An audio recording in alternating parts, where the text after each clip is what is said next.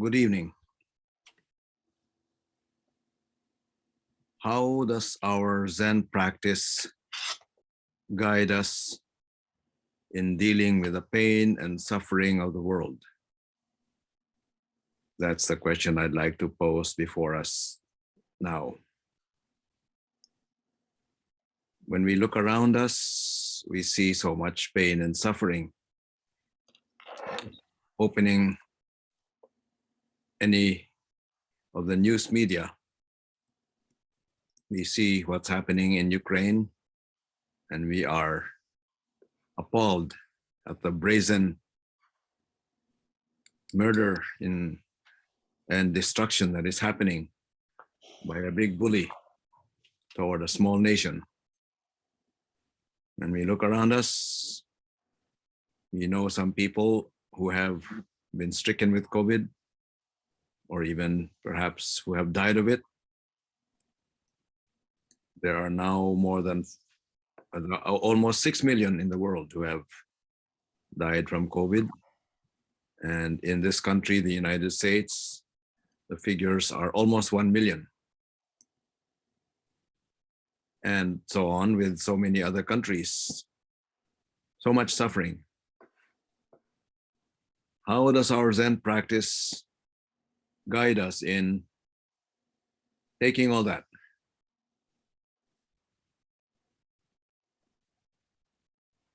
I'm looking for words myself to be able to address this, and I'd like some help. But first, let me give 2 points, 2 ways in which we are not called to take, 2 paths regarding the world suffering that we're not called to take. One is that our Zen practice is not a means of escaping from the pains of the world, where we block ourselves from what's happening in the world and we find ourselves in a nice little haven of peace and quiet, and we breathe in and breathe out in stillness as if the world did not exist, and just finding our little haven of peace and contentment in our sitting. If that is the way we are taking what Zen practice is, then we are on the wrong path. But on the other hand, as we look at the pain and suffering and see the enormity, the immensity of it, we can tend to get overwhelmed and rendered disempowered by that pain and suffering if we take it on headlong and allow it to really be our own burden. So how can we relate to the world's pain in a way that we don't block it out, and yet we don't get overwhelmed by it? That's the koan that I would like to invite each of us to work on. And that's also my koan currently. I would like some help from this Sangha. So I'd like to open the floor for anyone, just briefly. How are you dealing with all of this in your practice? Some insights, some lights, some angles that you might have found helpful for you. Please share with us, just briefly, if you can, within a minute or so or less. Raise your hand and unmute yourself.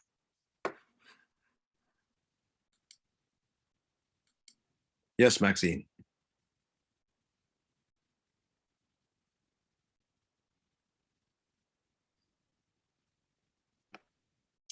Thank you, Ruben.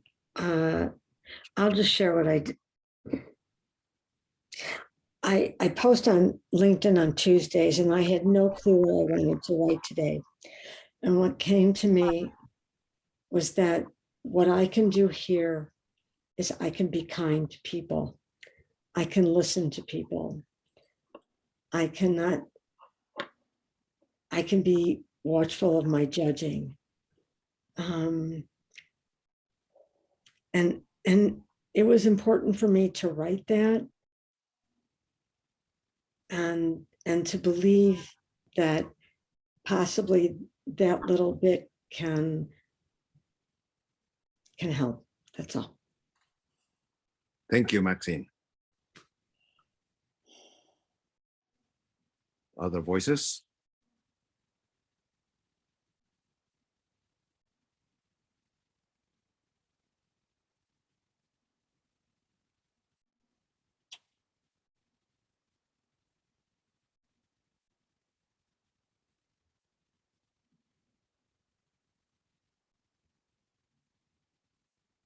Yes, Jane. Who knows what's of help, but while I was breathing, I knew like there are these people whose breaths are so ragged because they're just terrified. And my breath, I was just trying to say, let my breath be your breath. And I have a wind chime outside. I could hear this beautiful sound. And I just thought like they're hearing terrifying sounds, and just let this sound please somehow be part of what strengthens you. Like I want you to feel strength coming from you don't know where. And I hope somehow we are part of that. Thank you, Jane.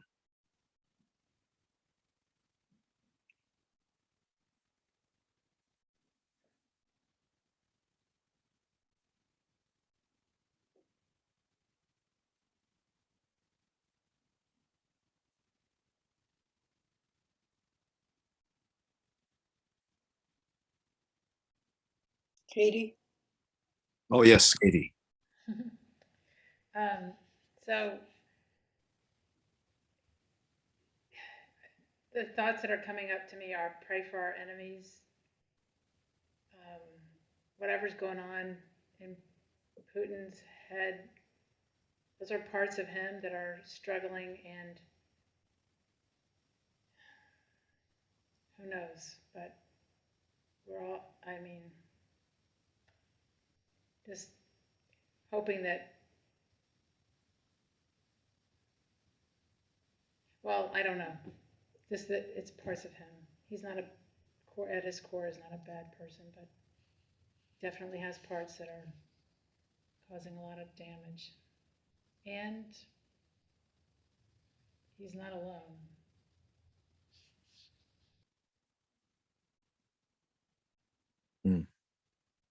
Thank you, Katie.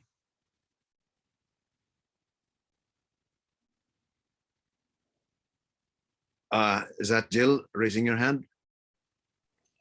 Yes. For me, it's trying to send out intentions of compassion and solidarity. And it's also trying to be proactive with our legislators in just encouraging them to provide humanitarian aid in whatever they can do. So I think there's two aspects: being proactive and being mindful of the intentions that we're sending, as well as taking care of things in your own backyard. Yes. Thank you, Jill.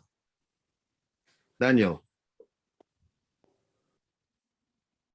What's coming to me is just when I hear of others suffering or hear others talk about their suffering, just practicing being aware that their suffering is my suffering too, and to really lean into that and to practice listening and maybe at mostly listening, but maybe asking questions to gain further understanding, and maybe some questions that might provide some mutual understanding and some kind of bridge over whatever it is that we are facing. Mm-hmm. Yes, thank you so much, Daniel. Yes, Helen, please. Yeah. When Bush was president, I said something like, even Bush is also endowed with Buddha nature. So in the same manner, we can also look at Putin, having Buddha nature. And I think that from my own perspective, what can I do?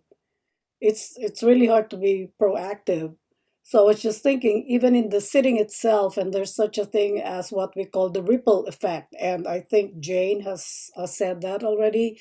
So in the breath, in the peace that we get out of the breathing, we can send that to the rest of the world, to the people of Ukraine, to Putin himself, instead of just simply putting the guy down all the time. So we're sending all these negative thoughts to him, but we could also send kind and compassionate thoughts to Putin.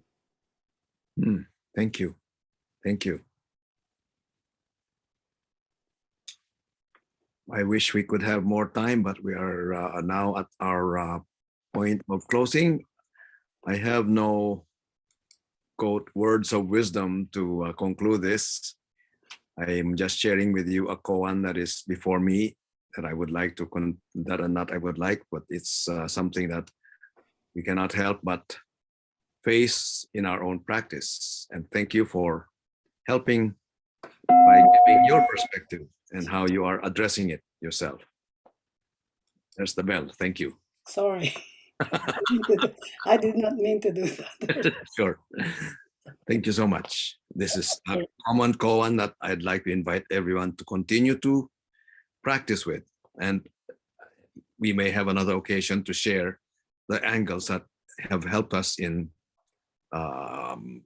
practicing with this koan. Okay. Please continue. Please I'm prepare. so glad to be with you tonight. Thank you so much for being here. Let's prepare for chanting.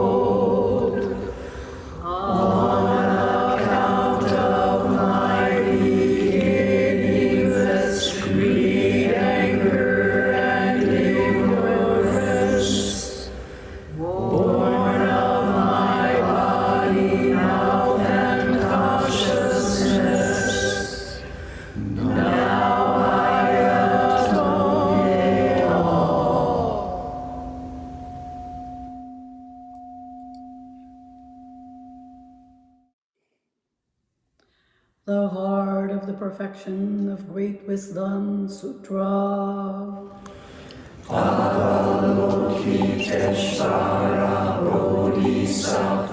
Practicing deep prajna paramita, perceive the emptiness of all five constituents and overcame all suffering. O Shariputra, form is no other than emptiness, emptiness no other than form, form is precisely emptiness, emptiness precisely form, sensation, thought, impulse, and consciousness are also like this. O Shariputra, all things are manifestations of emptiness, not born, not destroyed, not safe, not pure, no gain, no loss. Thus in emptiness there is no form, no sensation, no thought, no impulse, nor consciousness,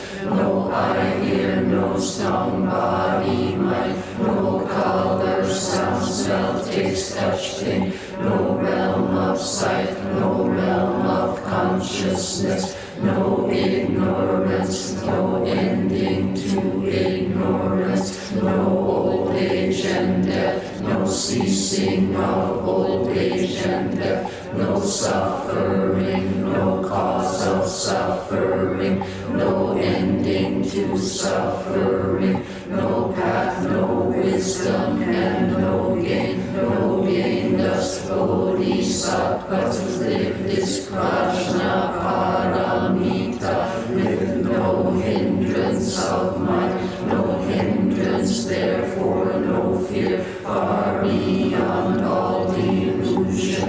Nirvana is already here, all past, present, present and future Buddhas with this Prajnaparamita and attain supreme perfect enlightenment. Therefore know that Prajnaparamita is the great mantra, the great bright mantra, the supreme mantra, the unsurpassable mantra, by which all suffering is wiped away. This is the truth without deception. Therefore set forth this Prajnaparamita mantra. Set forth this mantra and proclaim Gate, Gate, Paragate, Parasamgate, Bodhisattva, Prajnaparamita Sutra.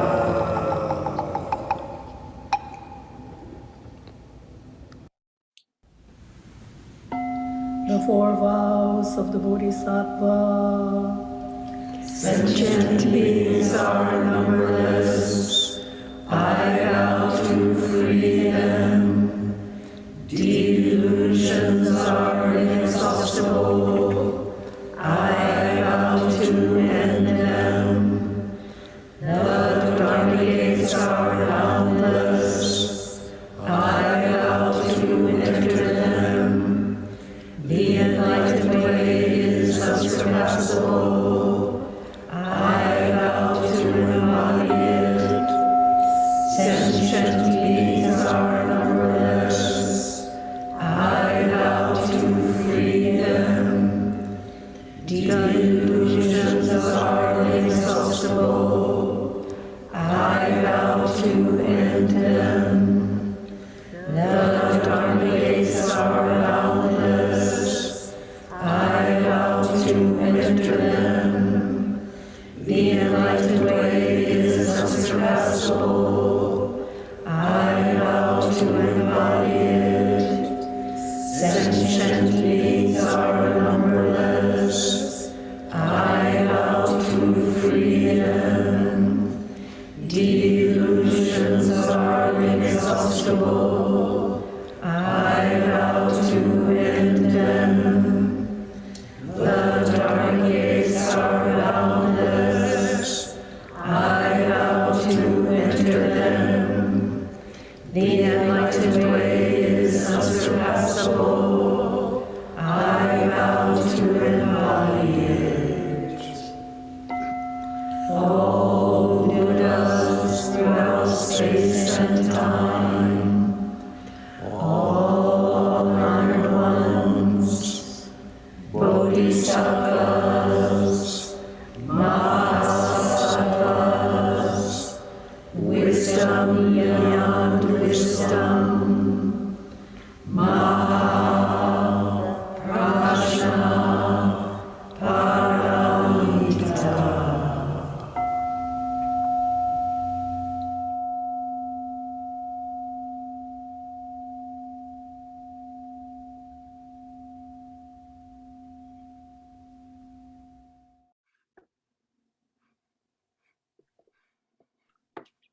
Before we close, let me remind everyone that tomorrow in the Christian world, we commemorate the day as Ash Wednesday, the beginning of the 40-day period that is a commemoration of how we have been blessed by the divine presence in our lives.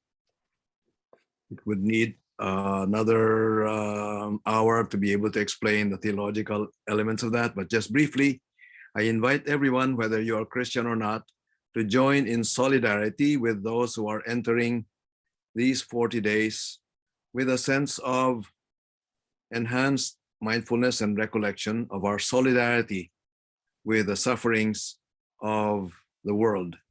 So precisely, as I mentioned earlier, our practice is an invitation to open our hearts to the sufferings of the world in a way that we are not crushed by it, but in a way that we can be instruments of healing. So Ash Wednesday launches that 40-day period in which we are specially reminded of this aspect of our solidarity with people in suffering. And we know that it will culminate in a transformative event that is called Easter. We will talk about that later, but I just wanted to also note that Pope Francis has called for a day of fasting for all Christians in solidarity with the people of Ukraine tomorrow. So for those of you who are inspired to join that in your own way, like cutting out a meal or not eating solids a whole day, or just depriving yourself of something that you would normally have enjoyed, and just offer that as a commemoration of your solidarity with the pain of the world, then that can be your way of exercising that solidarity.